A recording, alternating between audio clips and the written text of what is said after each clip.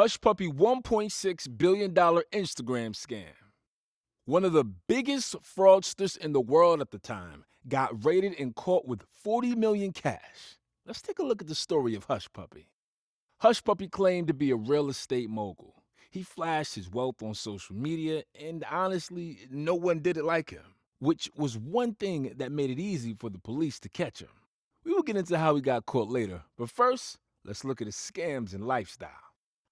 Hushpuppi grew up very poor in Nigeria, where, if you know, 419 is a code for Nigerian scammers, and Hushpuppi became one of the best.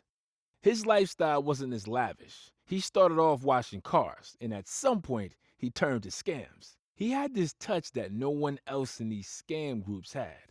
He really stood out and wanted to take over. Hushpuppi, whose real name is Raymond Abbas, moved over to Kuala Lumpur in 2014 as the Nigerian security forces began cracking down on cybercrime. And from there, he began to use social media more. He created his online personality of Hushpuppi, where he flexed like crazy with pics of designer outfits, cars, watches, and more. Weirdly enough, as a world-class scammer, he never attempted to sell courses or books on how to get rich or anything. He was just showing off his lifestyle, and that's it. He was also very quiet whenever he was asked how he made his money. He mentioned he's a real estate developer, and that's it. Hushpuppi kept getting richer. And what do people who get rich do? Go to Dubai. He not only visited, but he moved there. Living in Dubai gives you a status of wealth, which not many can claim. He had a $1.7 million Bugatti, $330,000 2020 Rolls-Royce Cullinan, a $330,000 Rolls-Royce Wraith, and a $200,000 Bentley Bentayga SUV. Hundreds of thousands worth of watches and more luxury goods.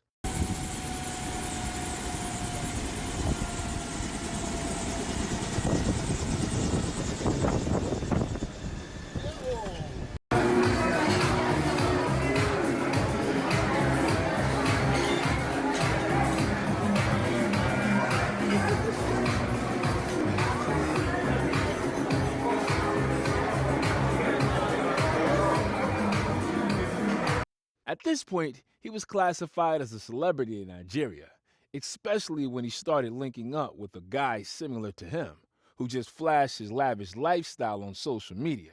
He went by the name Mamfa. This gave them both a boost in following. However, later on, they both publicly accused each other of fraud. But Hushpuppi at that point was a real influencer. He had some major brand deals and sponsorships. He also posted him receiving a gift from Fendi after being their best customer of the year 2014 after he spent $20,000 with them in one day. Received custom shoes from Christian Louboutin. He was also a VIP guest of Louis Vuitton in the Paris fashion show and was invited to a dinner at Fendi. It seemed like he bought his way to the top. People got fishy and found a way to question his legitimacy by firstly asking the company of his private jet to see if he really flies them, and they said he did. People also managed to question an employee at the Dubai Mall if Hushpuppi really stopped there, and they confirmed by saying he was here every day.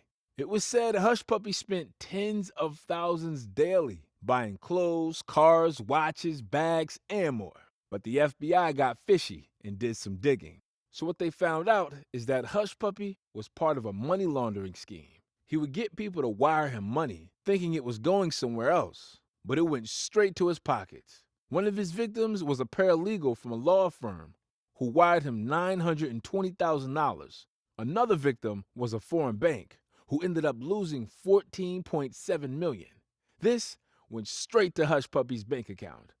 This dude was really about his bag. In June 2020, the SWAT team arrived at his Dubai home as they found out he was behind all these massive scams. They got all the information they needed from his social media post, especially the birthday cake one, which gave away his date of birth to the FBI. And they then tracked more of his information, specifically a visa application. When raided, the police found $40 million in cash, 13 cars, 47 electronic devices, and 2 million email addresses of potential victims. His whole organization had profited around 500 million total. Hushpuppi is now awaiting sentence. He will be facing around 20 years of imprisonment and a fine, which could be near the total amount he managed to steal off people. Let me know what y'all thought. Take care, y'all.